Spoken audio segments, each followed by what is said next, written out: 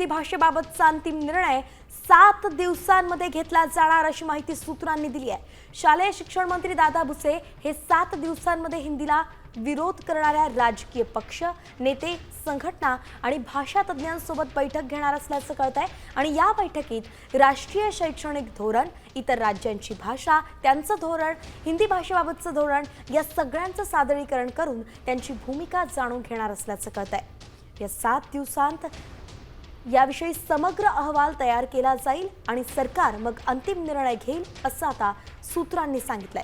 गणेश कवडे आपले प्रतिनिधी आपल्यासोबत जोडले गेलेत। गणेश, महत्त्वाचा निर्णय आपण पाहतोय, 7 दिवसांची डेडलाईन आहे, नेमकं काय घडू शकतं या 7 दिवसात?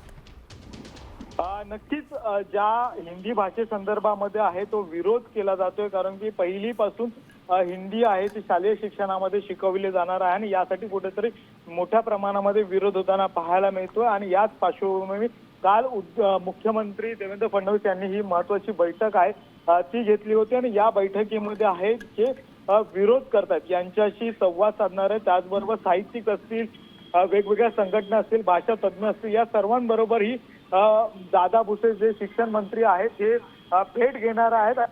सरकारची भूमिका आहे ती सांगितली जाणार आहे आणि त्यानंतर नेमकं या त्यांची म्हणणं काय आहेत ह्या सगळ्या गोष्टी आहेत यांचा एकत्रित एक अहवाल तयार केला जाईल आणि या अहवालानंतर नेमकी भाषा लावायची की नाही। अर्थातच या अहवाला हा सगळ्यात महत्त्वाचा असणार आहे, कारण की याच अहवालातून अंतिम निर्णय घेतला जाणार आहे। सर्वेच एका प्रकारे केला जातोय।